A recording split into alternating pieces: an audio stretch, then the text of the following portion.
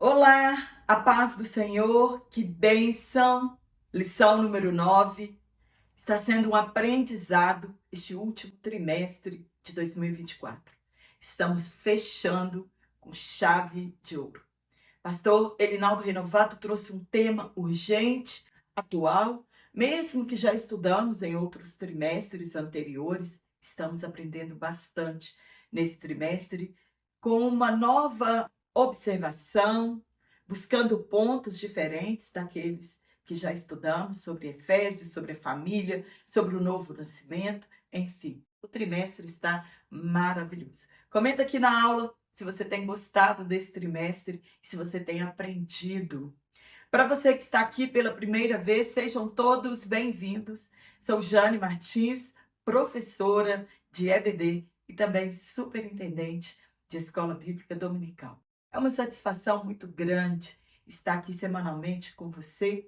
Sou grata a Deus por tudo que Ele tem feito em minha vida, por esse chamado tão maravilhoso que é o Ministério do Ensino. E acredito que você também é muito grato por esse chamado no Ministério do Ensino. Não desista, exige muita dedicação de cada um de nós, mas a nossa recompensa vem de Deus, que nos chamou e a quem Ele chama, Ele capacita.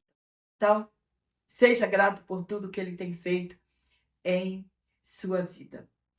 Para todos os irmãos que estão aqui semanalmente, meu muito obrigada. Você que comenta em minhas aulas, isso ajuda o YouTube a sugerir minhas aulas para outros professores que também precisam de subsídios para que dê a sua aula com eficiência e leve também outros comentários para a sua aula e saia daquela monotonia de só ler a lição juntamente com a sua classe.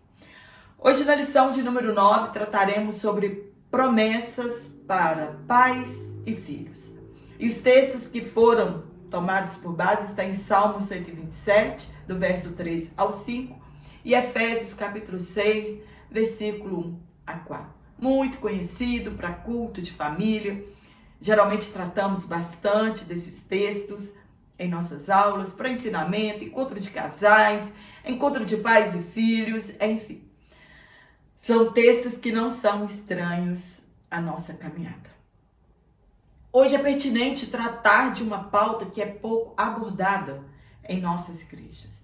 E muitas famílias cristãs estão sofrendo com isso e temos medo de tocar na ferida, pois magoa muitas pessoas.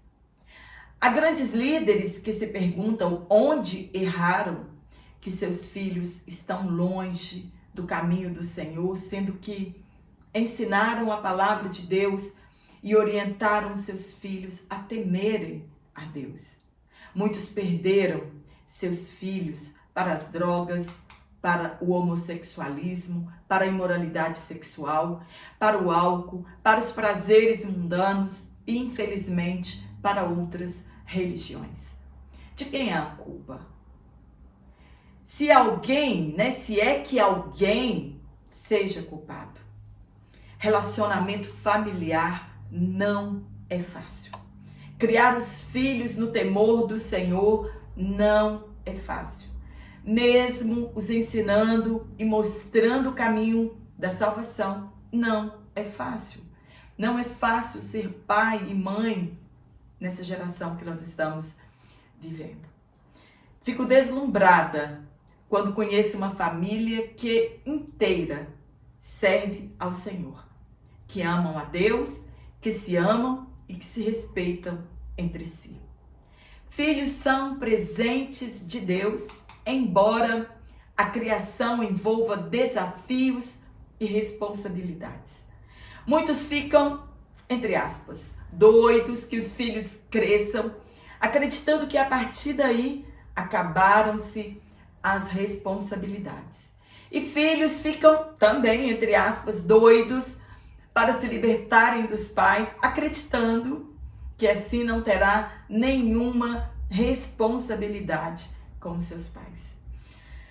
Deus deixou preceitos em sua palavra que, se seguido pelos pais e filhos, vão garantir um relacionamento saudável, proteção e felicidade. Quem quem deve ser a primeira pessoa a falar de Deus para nós? Nossos pais. A responsabilidade é dos pais de apresentar Cristo aos nossos filhos. Em apresentar a Deus aos nossos filhos. A falar do Espírito Santo aos nossos filhos. Mesmo fazendo assim, muitas famílias terão problemas ao não seguirem à risca os mandamentos divinos. Nunca seremos pais perfeitos, mas nossos filhos devem se sentir protegidos, seguros e amados dentro do lar. A família deve ser o porto seguro de cada um. Hoje vivemos um contexto desafiador na criação de filhos. Os filhos podem muita coisa e os pais não podem nada. Muitos pais, na atualidade, ficam pouco tempo em casa e quando chegam, às vezes, os filhos pequenos já estão dormindo ou na faculdade.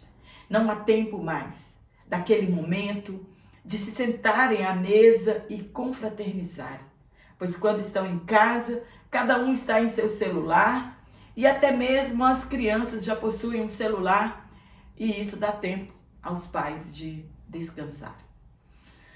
Não há mais tempo para os cultos domésticos, cada um preso em suas tarefas.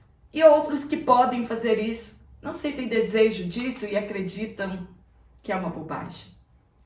A palavra de Deus tem valiosos ensinamentos para os nossos relacionamentos, inclusive para a família.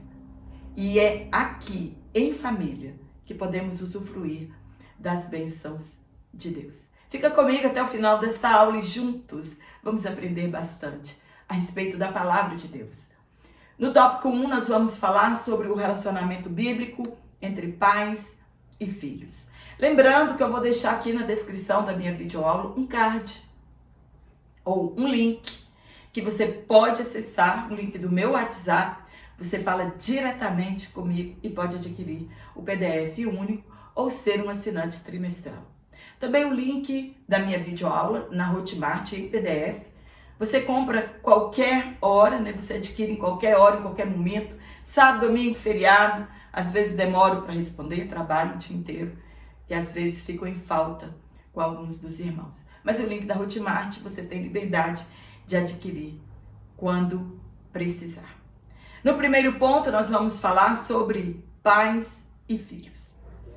O Salmo 127 descreve o valor de um filho na vida dos pais e a importância de tê-los. Descreve que filhos são dádivas e não realização pessoal de uma pessoa. Porque os filhos, no contexto do Antigo Testamento, era herança. Deus prometeu aos israelitas a posse da terra prometida como herança. E caso não tivessem filhos, para quem seria a sua possessão? Os filhos têm duplo sentido de herança. Tanto aquilo que recebemos do Senhor para sempre e como herdeiros da nossa herança terrena. Hoje, pessoas sem filhos deixam sua herança para cães e gatos ou para uma instituição que cuida de animais, tirando seus familiares da herança. Do que adianta construir grandes patrimônios se não há uma geração futura para herdar isso tudo e dar continuidade? Nossos filhos enchem nossa casa de alegria e de esperança e, além disso, são muito úteis como flechas e arsenais em nosso lar. O povo vivia na iminência de serem atacados. Então, quanto mais filhos, mais pessoas para lutarem contra os inimigos. Os tempos mudaram e os casais não querem mais filhos. Ou talvez um ou dois, se for o caso. Os judeus ainda têm a cultura de muitos filhos, pois além de serem bênçãos, a nação não será diminuída. Cada criança que nasce é um recomeço, é o futuro da humanidade e a nossa oportunidade de contribuir com alguns recomeços. Diz as estatísticas que hoje nós temos muito mais velhos do que jovens. E a geração está envelhecendo. E os casais não querem ter mais filhos. Mas e aqueles que não podem ter filhos? Não poderão contribuir com o futuro da humanidade? Claro que sim. Orando por nossas crianças, que são as mais prejudicadas no mundo por causa do pecado, ajudando-as financeiramente, adotando crianças abandonadas e vítimas de violência doméstica. E sejam educadas no temor do Senhor e mantidas em segurança. É nossa responsabilidade o cultivo da fé em nosso lar e a formação espiritual dos nossos filhos. Não é da escola secular e muito menos da igreja. No ponto 2, o mandamento com promessa para os filhos. O texto de Efésios 6, do verso 1 a 3, trata de deveres de pais e filhos. E Paulo faz a repetição dos mandamentos registrados em Deuteronômio. Em Deuteronômio 6, do verso 1 a 3, está registrado o Shema de Israel, que afirma que Jeová é o único Deus. E a partir do versículo 4, Deus trata da relação familiar e a responsabilidade dos pais e a responsabilidade individual de cada um no lar. As palavras deveriam estar gravadas em suas mentes e corações e deveriam ter persistência em ensinar aos seus filhos. Que horas devo ensinar meus filhos falar de Deus para eles? Deus disse assim: ensine sentado em casa, ensine andando pelo caminho. Onde você for com seu filho, fale de Deus para ele, ao deitar e ao levantar. Amarre como sinal nos braços, prendam na testa e nos batentes da casa e dos portões, isso é, em todo o tempo. E os judeus levaram isso ao pé da letra após o exílio babilônico. E amarravam filactérios ou tefilim na testa e no braço esquerdo. Caixinhas de couro que continham o Shema e outros mandamentos na testa e nos braços. Também usavam mesuzotes ou mezuzá, que significa batente, pergaminhos de animal fixados no batente das portas, e eles são cheios de rituais. Deve ser escrito apenas por um escriba especialista. Foi o próprio apóstolo que dirigiu essas palavras aos filhos em um determinado culto cristão e trouxe à memória deles o mandamento divino com promessa. As bênçãos divinas são para os que temem, para os que obedecem e, como resultado, vida longa. Honrar pai e mãe é o primeiro mandamento com promessa. Não é o único, mas de grande importância para nós.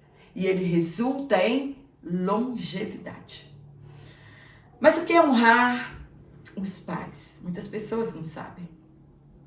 Honrar é estimar grandemente.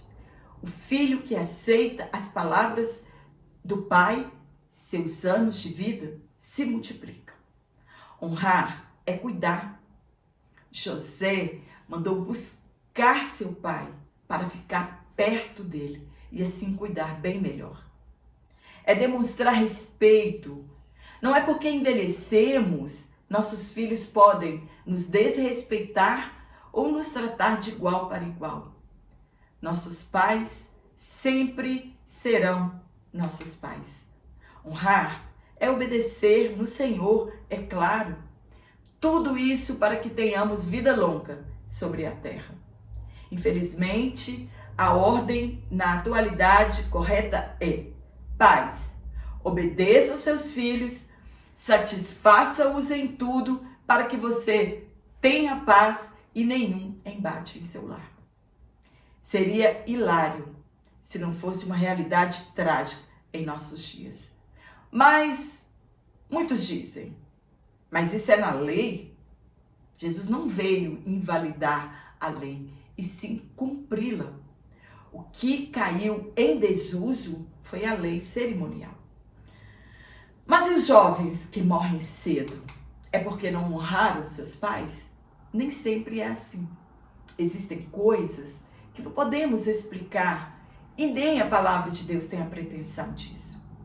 Paulo está declarando um princípio que os filhos obedeçam aos seus pais no Senhor. Eles evitam muitos pecados e perigos. Muitas coisas que podiam ameaçar a vida desses jovens não acontecerão devido à obediência deles aos pais. O pecado sempre empobrece e a obediência sempre enriquece. O filho que desobedece aos pais, desobedece a Deus, pois a obediência a eles é um mandamento divino. No ponto 3, mandamentos e bênçãos para os pais. No lar, todos têm direitos e deveres. E quando isso fica bem claro entre as partes, o resultado são bênçãos advindas de Deus. Como é o seu relacionamento com seus filhos? Você realmente cumpre o seu papel?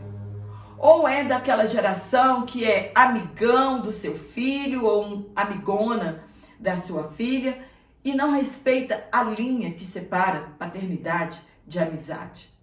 Dá para ser os dois? Sim.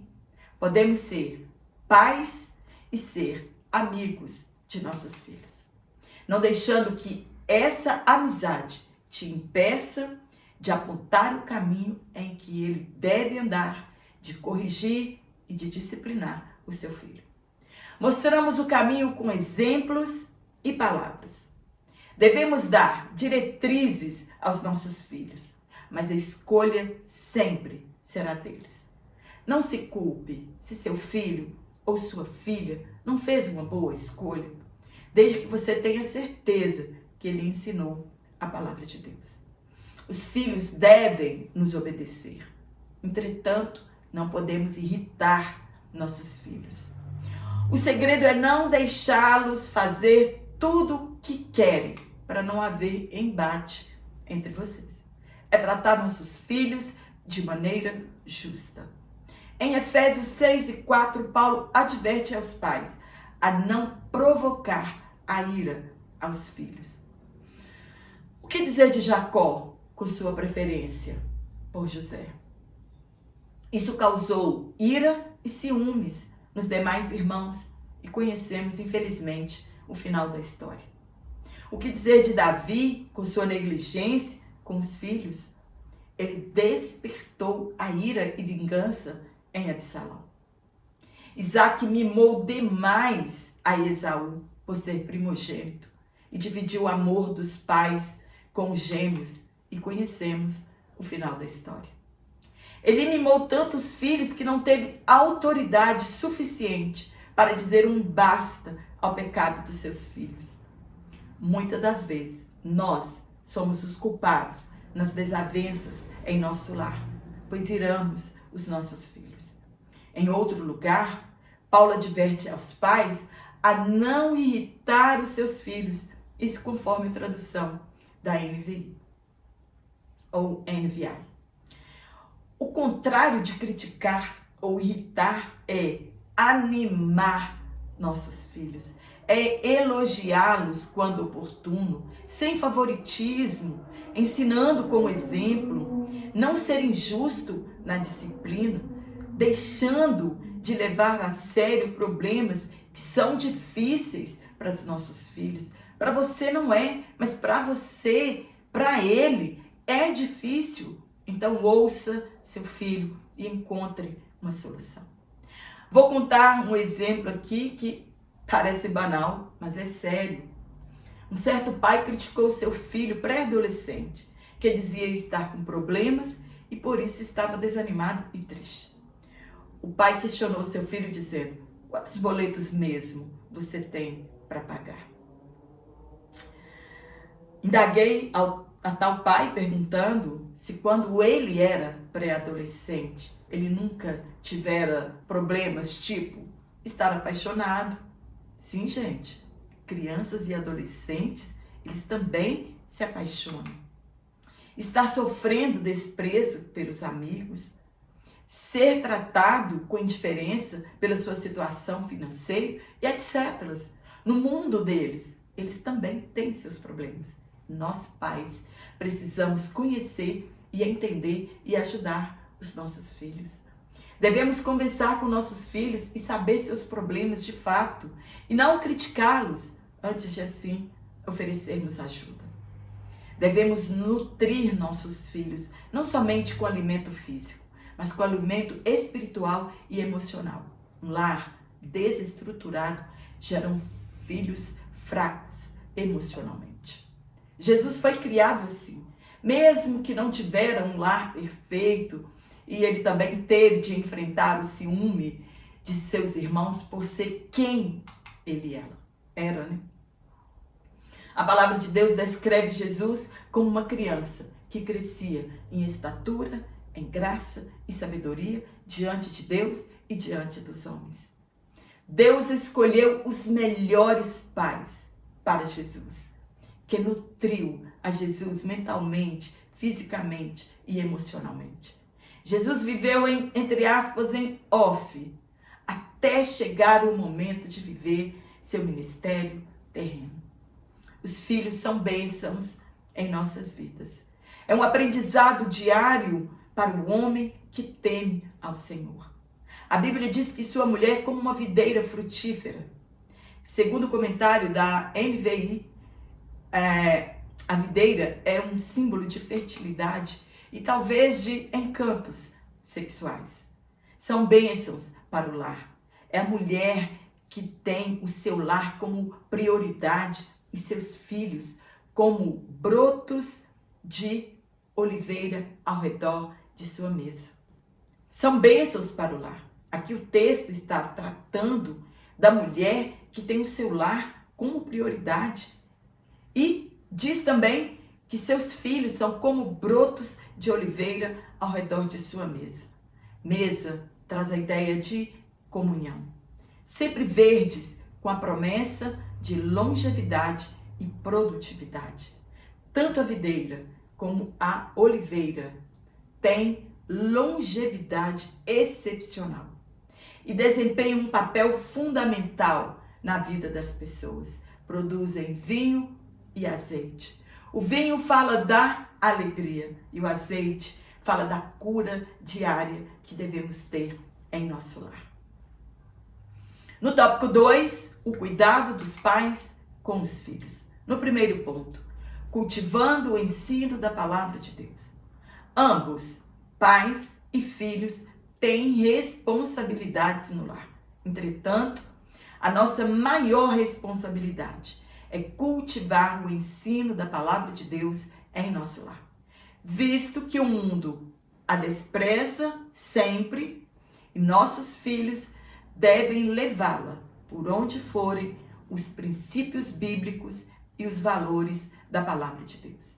Vivemos em uma sociedade em que ensina que devemos respeitar as escolhas de nossos filhos sem questionamento, sem fazer nenhum tipo de orientação.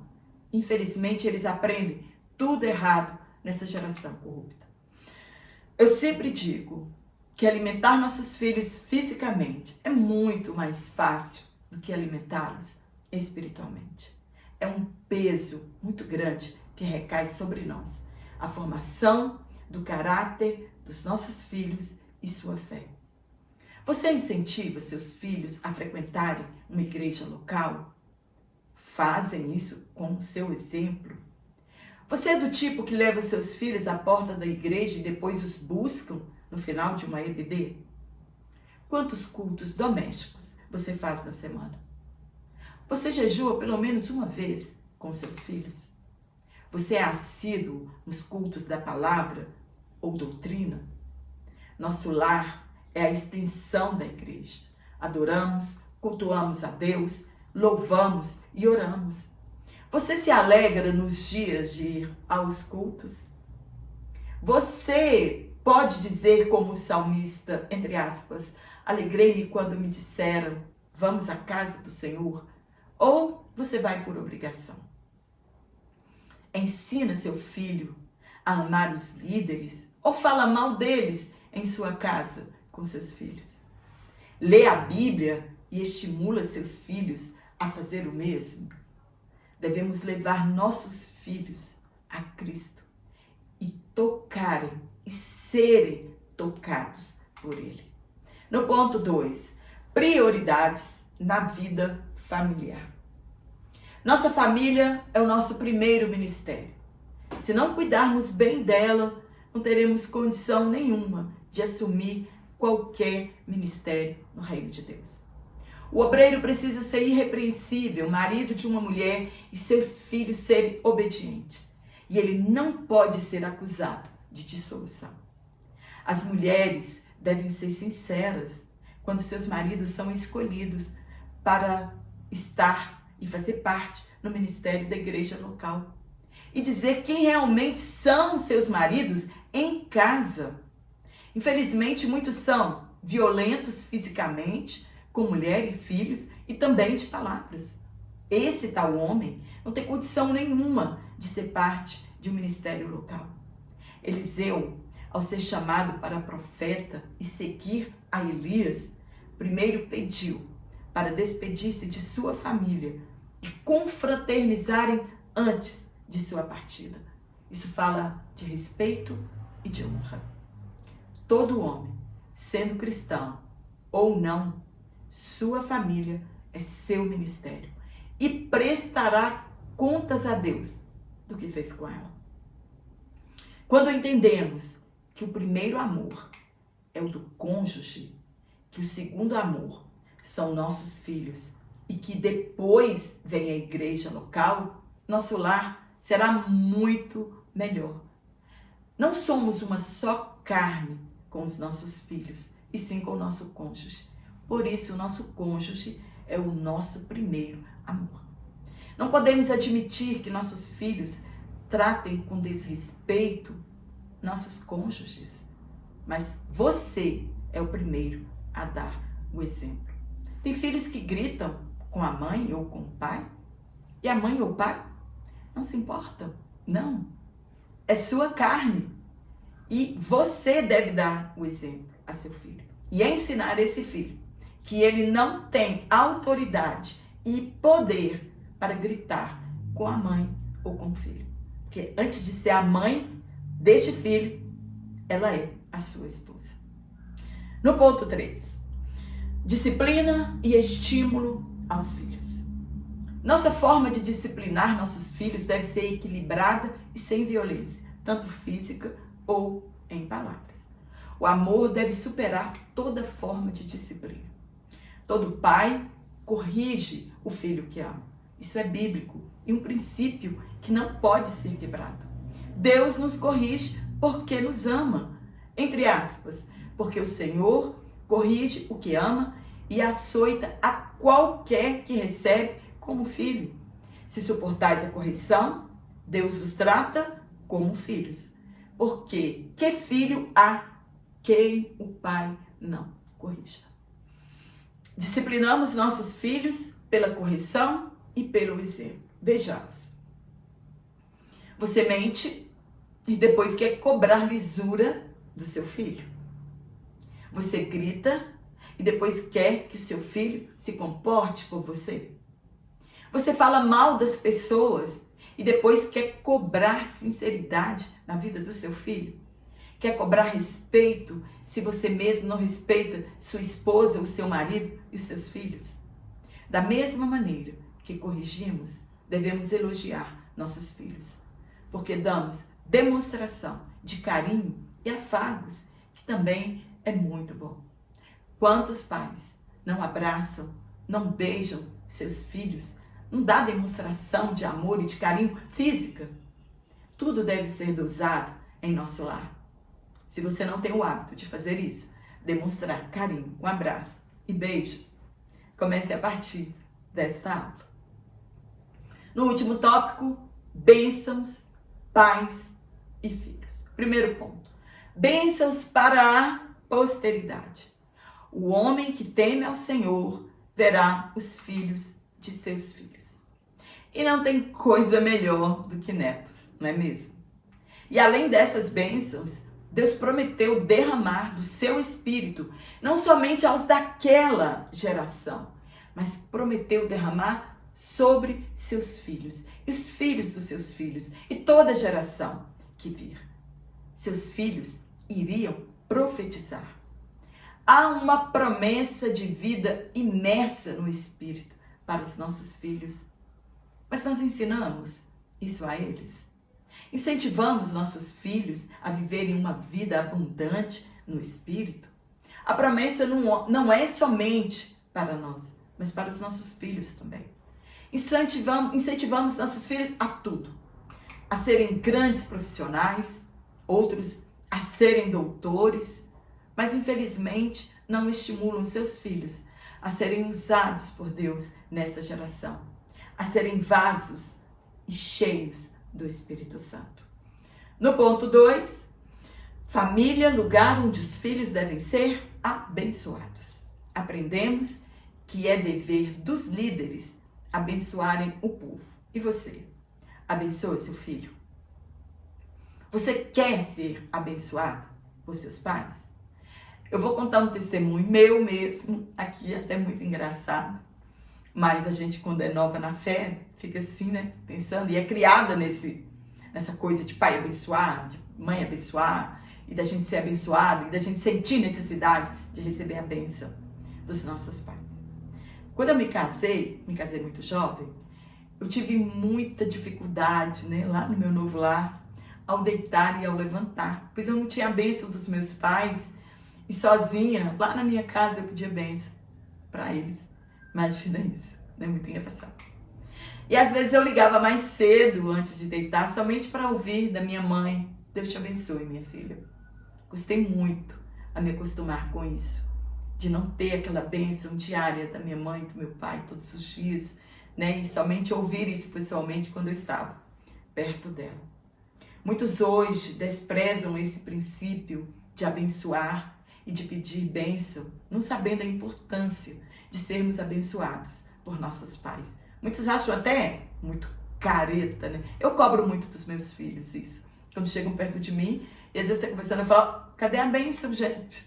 Né? Mas meus filhos, graças a Deus, têm esse hábito. Desde pequeno, abençoava, e depois foram crescendo, e ensinei-os que pedissem uma bênção, né? Para viver abençoados aqui na terra.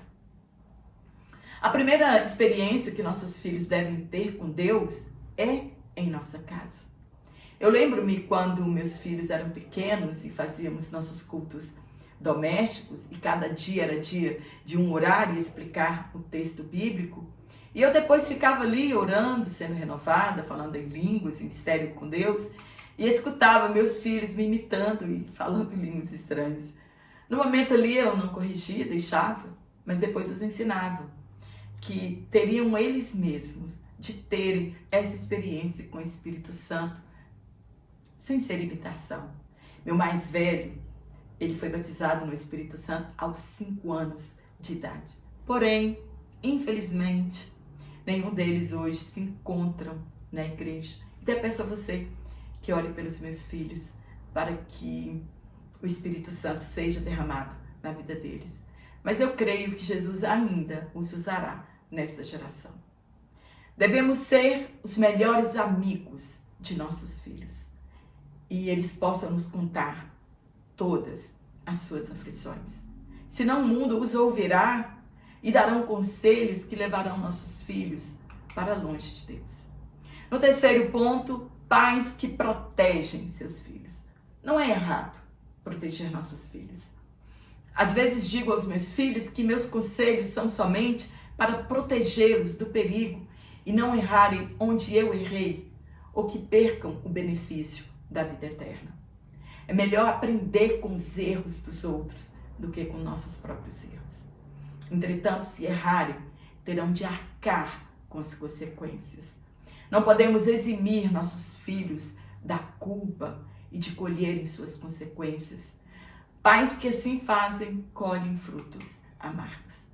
Devemos sim proteger nossos filhos em todas as fases da vida. E protegemos quando mostramos os perigos que os cercam. Devemos falar com nossos filhos sobre pedofilia, sobre sexo antes do casamento, sobre o perigo da imoralidade, sobre o perigo do álcool, sobre a astúcia do maligno, sobre o julgo desigual no casamento, falar sobre casamento, falar sobre fé, falar sobre obediência.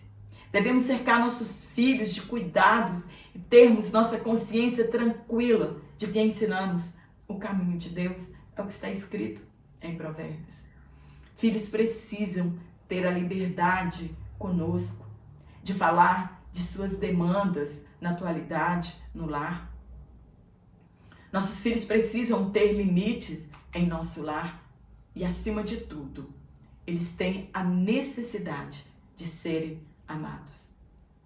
Pode faltar tudo em nosso lar, mas o amor entre os familiares, esse não pode faltar.